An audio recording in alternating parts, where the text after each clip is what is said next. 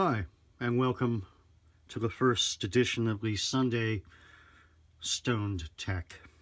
Let me tell you a little bit about this device that I'm about ready to share. This is my Powerbook 1400 CS. It's mine. I've owned it since, well, way back when. Picture here says 1999.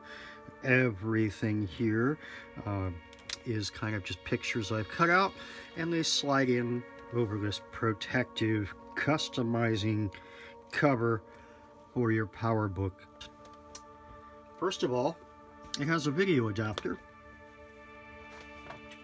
One of these style. This is a 16-bit internal video card for the Powerbook 1400 made by NewerTech. It works. Here is the adapter that comes out of the back.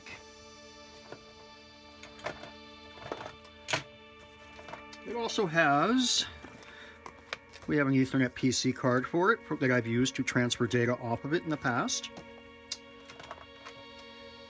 The goal of this ultimately, and why is this on my music channel, is this computer used to be my portable music playing device when I was doing shows like in small coffee houses, like as shown in this picture here.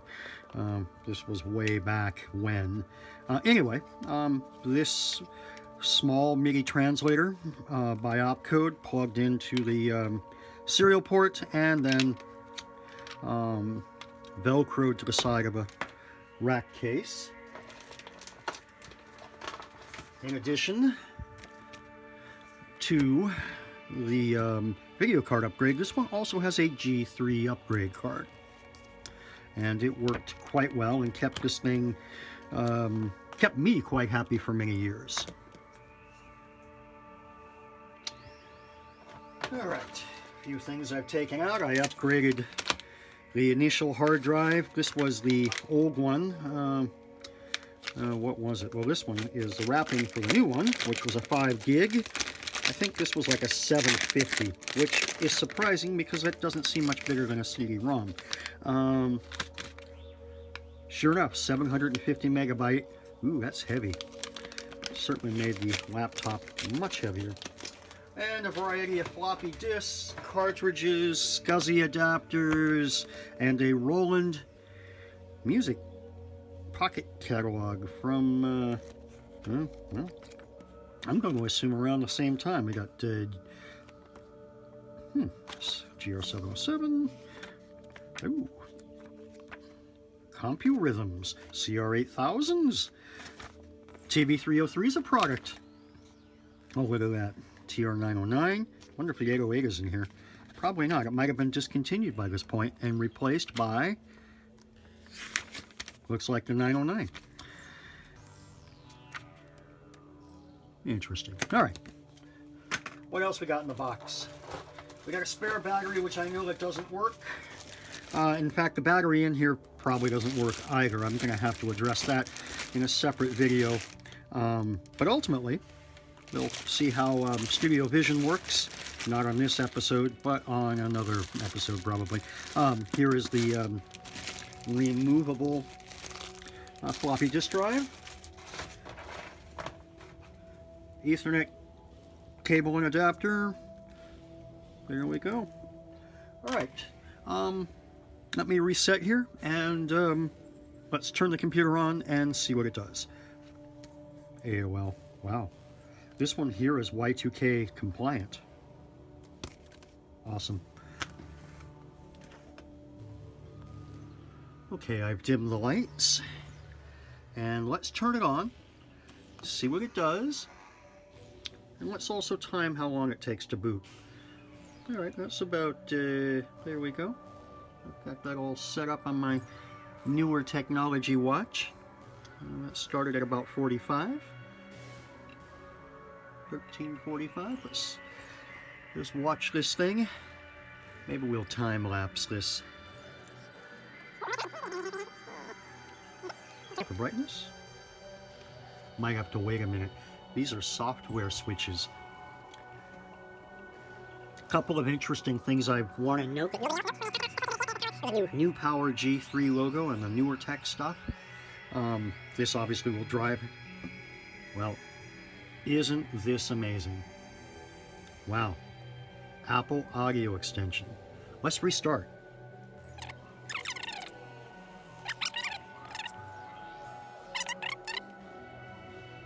Let's see if it blows up again. I would imagine some of the PRAM is gotten corrupt. Who knows what, these particular extensions, what variables were stored in PRAM for them.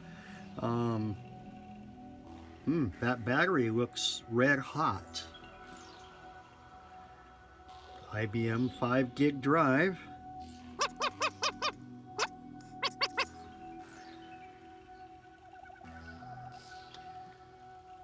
And there we go.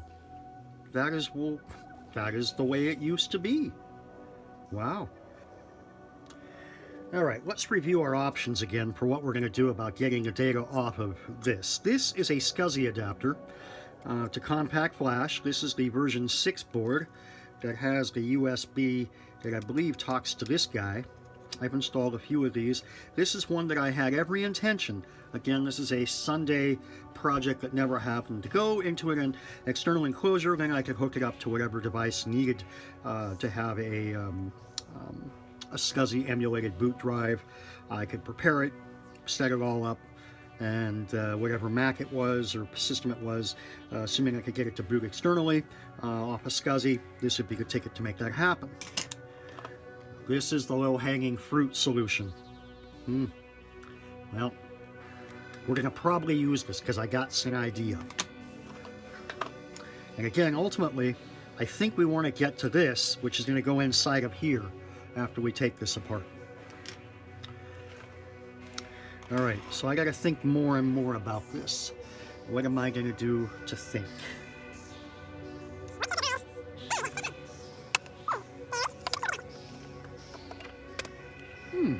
Looks like I've got some 24K here in the Stoner Tech basement.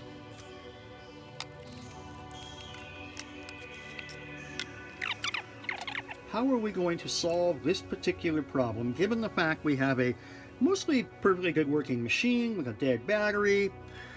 But I would say, based over the years, because I have turned this on and used it, it's remained a functional machine for decades. So, path of least resistance is what we're all about on Sunday afternoon projects. And the thing that prevented this one from happening has quite frankly been my inability to just get it done. This is one of those projects. Obviously, when you have this many devices just laying around that could have solved this problem, it means that you've let this project collapse. All right, computer's still on, by the way. Let's just think about this. Okay, I think we've thought this out.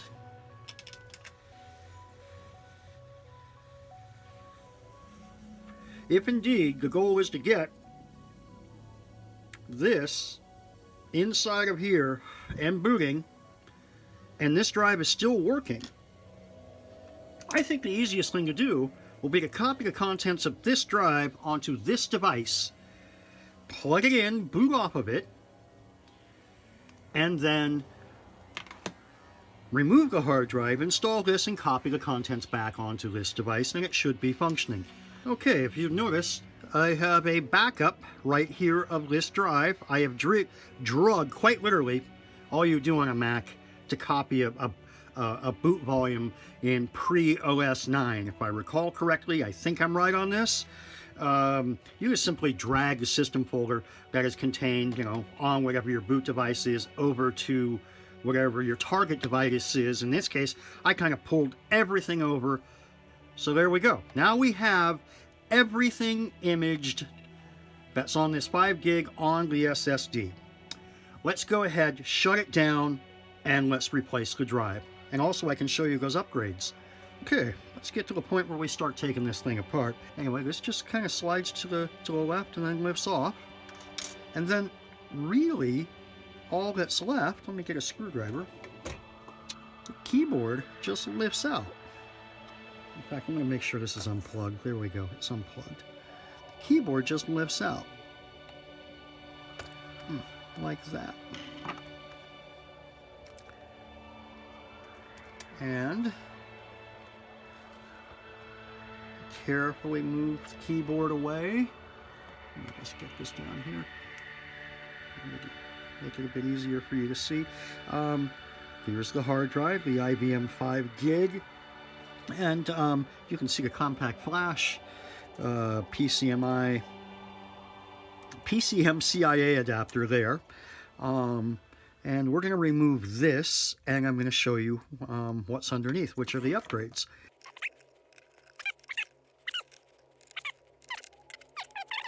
There's no goop. I remember this. It just has this, this is the G3 upgrade, this little piece of thermal tape here.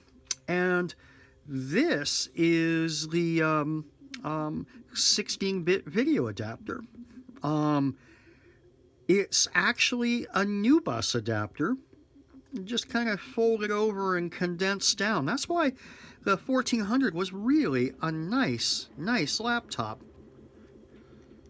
Okay, this is not just any cover, it's also the heat sink for the processor. All right, let's go ahead and pull this out. Only 2 screws. There we go. Have to kind of help with the edge connector. Just a small twist of a screwdriver. Just helped it out there without pulling on anything too badly. There you go. 5 gigabytes of IBM storage goodness. Can you actually see that? Yeah, you probably can't. Whatever. It is stoner tech after all. You're not going to learn anything except how to relax as you're doing a Sunday afternoon project that you should have done many years ago. Okay, got a brand new SD card in here. It's installed. It goes in like this, but there's really nothing to protect it from the steel or the metal here, and I'm not so worried about underneath. But I think what I'm going to do is apply some black tape or look for some insulating material. And there's a plastic flapper in there to isolate the drive mechanism. Yeah, let me try that. Make it back. Now, this is better. See how that works? Nice and simple. Nobody will even know it's not there. Put a little bit of tape in there, hold it in place, it's ready to go. That ain't going nowhere. Okay, I've rebooted, and it's dark again. And the backup PCM-CIA compact flash adapter has been booted with an image of what was on the IBM 5 gig. And down below here is a device that says Untitled, but PC. We used to use something called, was it Drive Setup? Yes, let's do this.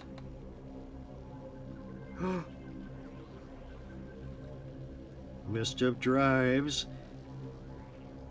Let's hope it doesn't hang. Oh, there it is. There's the CD-ROM. There's nothing in there. There's the backup, the device we booted off of, and this one called Untitled. Let's initialize it. What do we got here? Okay. I wonder what the custom setup is. There we go. As long as Mac OS recognizes up to 32 gigabyte, I'm fine with using the entire card. Mac OS standard. All right, let's just say okay. We'll cancel that and initialize it. Let's see if it. Oh, it turned into a Mac icon. Yeah, see that? Doesn't say PC anymore. Well, let's go ahead and rename this. We'll call it SSD. Uh-oh, did you see that? I wonder what that means. And it froze. My mouse is now frozen. Wow. Let's reboot. Yeah, who knows why that might have been. Was it because I was running drive setup? I don't know. But let me rename, yeah, I rebooted. Let me rename this again. And we're just gonna call it, like I said, we were saying before, SSD. Well, it's really not. How about a micro SSD? That's a terrible drive name. But let's use it. We can always change it later.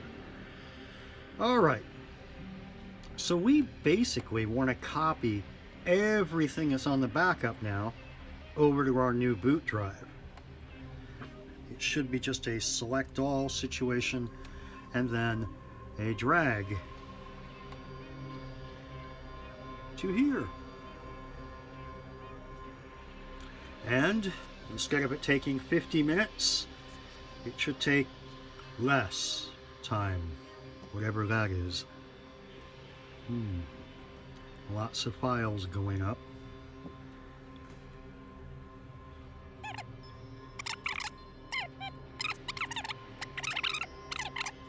Alright, I'm going to do this, and then I'm going to reboot. Yeah, let's just shut down.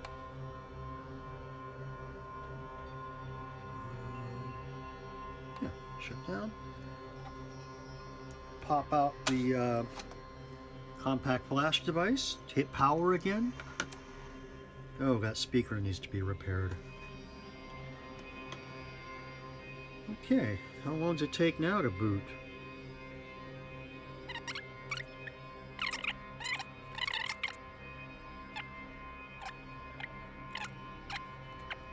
Are we done? We're done. So, let's say, a minute 10 seconds. Yeah, that's actually kind of awesome. Let's see if, let's just, our first test is just going to see, because this is what I'm doing this for. Ultimately, this is the test. Will Studio Vision run, and can I open up my own projects, both created on here? Uh-oh, I'm not going to worry about this. Yeah, I'm going to have to reset up OMS. I don't even have the MIDI adapter set up right now. Let's just cancel out of that. If this boots, I'm good. Sure enough, there's Vision. We'll be back.